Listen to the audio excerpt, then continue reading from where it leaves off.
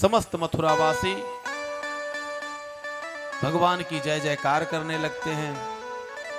भगवान श्री कृष्णचंद्र जी जाकर के पहले उग्रसेन अर्थात अपने नाना और नानी को छुड़ाए हैं। वह अपने माता पिता को भी छुड़ा सकते थे, लेकिन नहीं, संसार को यह शिक्षा देते हैं कि स्वार्थ लेकर कभी नहीं जीना चाहिए, निस्वार्थ भाव से संसार की सेवा करनी चाहिए। जैसे हमारे डॉक्टर साहब, कोई आधी रात को आवे, दिन भर डॉक्टर साहब अपने क्लिनिक पर से आवे, रात्रि की 12 बजे डॉक्टर साहब हमारी माँ का तबीयत खराब है, हमारे बच्चे का तबीयत खराब है।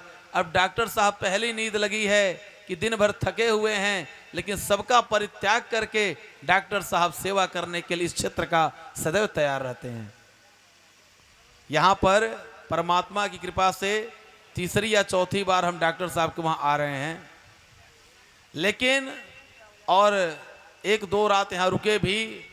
रात्रि के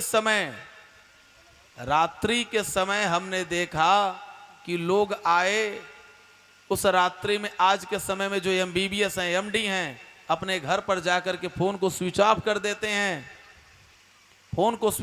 देते हैं, कि किसी से कोई बात ना होवे। लेकिन यह डॉक्टर साहब ऐसा नहीं, जो हमसे सेवा बन पड़े मैं सेवा सबका करता रहूं। सेवक बन संताप हरें। अब उसको कभी कभी पैसा भी हाथ में रहता है। किसी के मन में यह बात आवे कि डॉक्टर साहब सेवा करते हैं तो पैसा नहीं लेते हैं। अरे पैसा रहकर क्या करे? कोरोना काल में लोगों के पास पैसा था, लेकिन फिर भी सामग्री उपलब्ध नहीं थी, ऑक्सीजन की कमी पड़ गई। रात्रि के समय 12 बजे किसी का तबीयत खराब हो जाए, पैसा है ये परेशान हो जाएगा।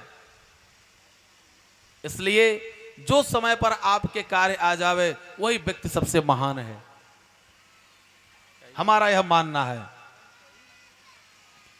भगवान कंस का उद्धार करते हैं, उग्रसेन को एवं पवन रेखा अपनी नानी को छुड़ाते हैं बंदी गृह से, देवकी वसुदेव को छुड़ाते हैं। भगवान का यहाँ पर यज्ञोपवीत संस्कार होता है। यज्ञोपवीत संस्कार के बाद भगवान श्री कृष्णचंद्र जी चले जाते हैं शिक्षा ग्रहण करने के लिए अवंतिकापुर उज्जैन में सांदीपनी मुनि के आश्रम में शिक्षा प्राप्त करने के लिए। इधर कंस की दो पत्नियां हैं, अस्ति और प्राप्ति। अस्ति और प्राप्ति, यह दो पत्नियां हैं कंस की, जरासंध की पुत्री हैं। मगध नरेश,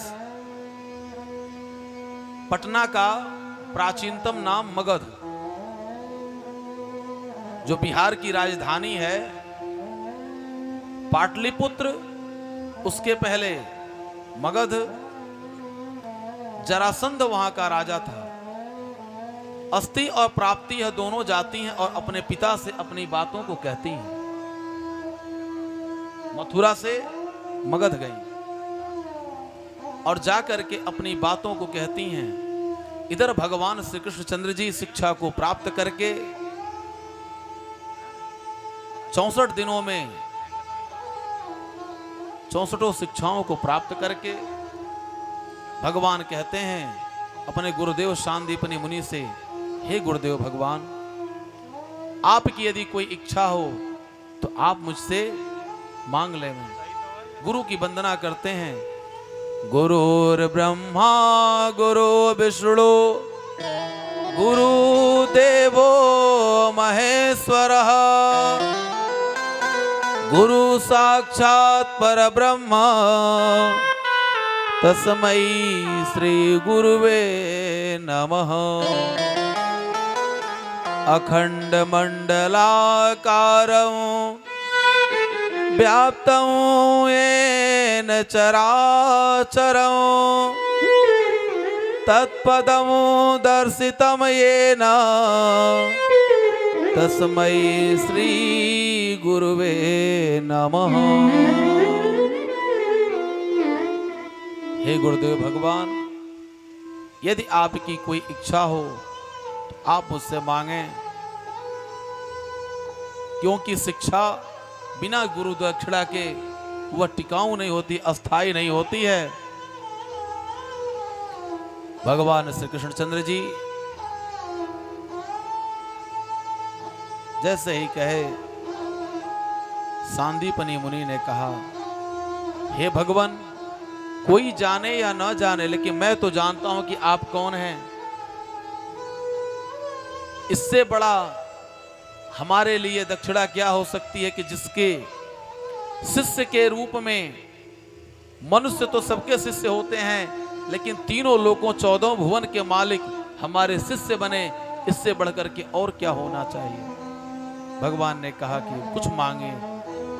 उन्होंने कहा, हमारी कोई इच्छा नहीं है, आप अपनी गुरु माता से पूछ लीजिए, यदि उनकी इच्छा हो उनसे आप जो है कुछ पूछ सकते हैं। जब गुरु माता के पास जाते हैं, गुरु माता के पास जाते हैं, गुरु माता के पास जाने के बाद, गुरु माता के पास जाने के बाद कहते हैं, माता जी प्रणाम, यदि कोई आपकी इच्छा हो तो आप बतावें। गुरु माता ने कहा, मेरी कोई इच्छा नहीं है। क्यों मां? उन्होंने कहा कि एक हमारा पुत्र था, हम लोग गए थे अमावस पर स्नान करने और समुद्र में हमारा लल्ला डूब गया। अच्छा, आपको अपना पुत्र चाहिए? क्या मेरा पुत्र मरा हुआ आ सकता है? भगवान ने कहा, मां आप चिंता ना करें, मैं आपके पुत्र को लाऊंगा। भगवान श्री कृष्णचंद्र जी बलदाऊ भैया के साथ जाते हैं और जाकर के उस समुद्र की अथाह जलराशि में उतरते हैं। वहां पर एक दैत्य रहता है, उस दैत्य को मार करके वह एक शंख के अंदर रहता था। जब उन्होंने देखा कि शंख के अंदर भी हमारे गुरु का पुत्र नहीं है, उस शंख को ले लेते। उस शंख का नाम पांचजन्य है। उस शंख को लेकर के भगवान संयमनीपुरी पहुंचते हैं, जो यमराज की, धर्मराज की जो नगरी है, जिसका नाम है संयमनीपुरी। वहां पहुंच करके भगवान उस शंख को जोर से बजाते हैं। तुरंत धर्मराज स्वयं दौड़े हुए आते हैं, कहते हैं, प्रभु हमारे लिए क्या आदेश है? भगवान क्या आदेश है? आप आदेश करें नारायण। उन्होंने कहा, हमारा यह आदेश है कि हमारे गुरु का पुत्र आया हुआ है और जल्दी से उसे दो। गुरु के पुत्र को ला करके धर्मराज दे देते हैं। धर्मराज के द्वारा गुरु के पुत्र को प्राप्त करके ला करके गुरु को दे देते हैं। कहते हैं, कुछ और हो तो बताइए। उन्होंने कहा कि नहीं, कोई हमारी इच्छा नहीं है। इसी बीच गुरु के है वहां ही सुदामा नाम के ब्राह्मण से इनकी मित्रता होती है, जो सुदामा की कथा कल आप सभी लोग श्रवण करेंगे। भगवान गुरु के वहां गुरु दीक्षा प्राप्त करके समस्त विद्याओं को सीख करके आ जाते हैं। इधर जरासंध मथुरा पर चढ़ाई कर देता है और भगवान क्या करते हैं? भगवान उद्धव जी को वृंदावन में सबका हाल खबर लेने के लिए भेजते हैं और अक्रूर जी को हस्तिनापुर।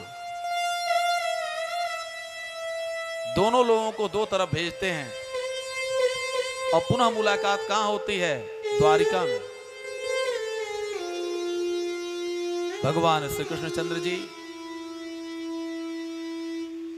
जिस समय भेज दिए, इधर जरासंध मथुरा पर चढ़ाई कर देता है।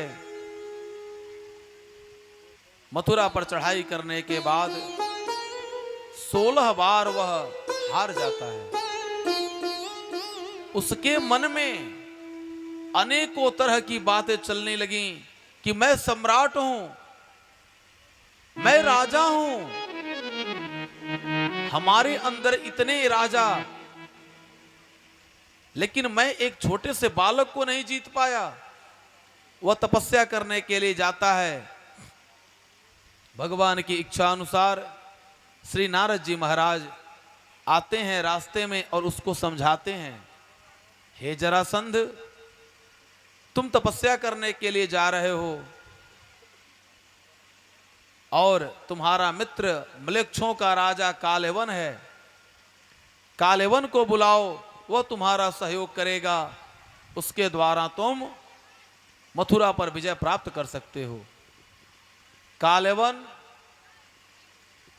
और जरासंध मथुरा पर दोनों चढ़ाई करते हैं, एक तरफ से कालेवन, एक तरफ से जरासंध। जैसे पहले भारत पर एक तरफ से बांग्लादेश और एक तरफ से पाकिस्तान, लेकिन इंदिरा जी ने क्या किया, दोनों को अलग करके अपने देश की रक्षा की।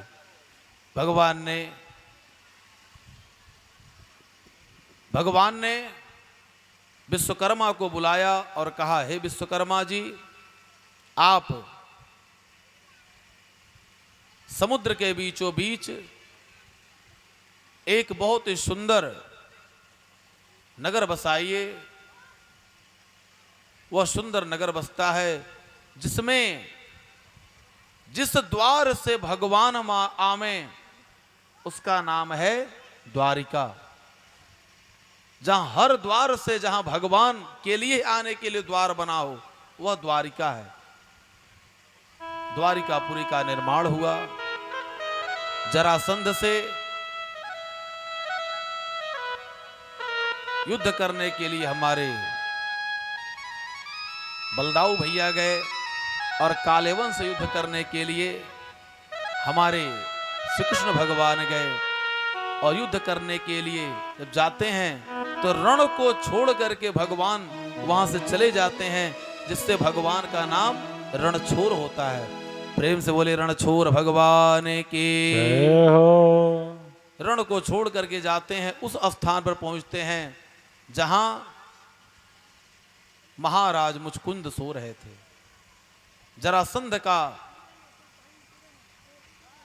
जरासंध ने समझा कि इसको मैं हरा दूंगा और एक भाई को वह मार देगा, लेकिन उसे क्या पता था कि भगवान वह नारायण हैं, वह क्या कर रहे हैं, उनकी लीला अपरंपार है। नारायण जी ने भगवान वहां पहुंचते हैं और मुचकुंद महाराज को अपनी पीतांबरी से ढक देते हैं। पीतांबरी से ढकने के बाद भगवान श्री कृष्णचंद्र जी छुप जाते हैं। कालेवन पहुंचता है और पहुंच करके वह समझता है कि श्री कृष्ण सोए हुए हैं और श्री कृष्ण भगवान को समझ करके वह पादप प्रहार करता है, पैरों के द्वारा प्रहार करता है। मुचकुंद महाराज उठ करके देखते हैं कालेवन को, कालेवन जल करके भस्म हो जाता है। देवासुर संग्राम के समय इन्होंने आशीर्वाद पाया था, क्योंकि इन्होंने आशीर्वाद वरदान के रूप में मांगा था। या थक गए थे युद्ध करते करते, इन्होंने वरदान मांगा कि जिस समय मैं शयन करूं, यदि कोई भी मुझे जगा देवे तो मैं उसके तरफ देखूं वह जल करके भस्म हो जावे। तो कोई भी इनको नहीं जगाया। समय आने पर भगवान ने इनको जगाया। जब कालेवन जल करके भस्म हो जाता है, भगवान सामने आते हैं, भगवान को देख करके प्रणाम करते हैं, कहते हैं प्रभु मैं अपने परिवार से मिलना चाहता हूं।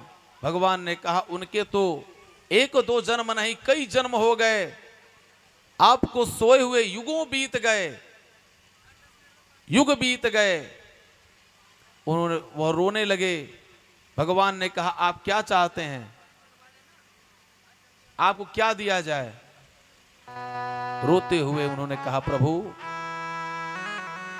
अब मुझे कोई कामना नहीं रह गई, यदि आप मुझे कुछ दे सकते हैं तो अपनी निर्मल भक्ति दीजिए। भगवान ने कहा इस जन्म में वह भी नहीं, क्योंकि आपको जो वरदान मांगना था आपने वरदान पहले ही मांग लिया।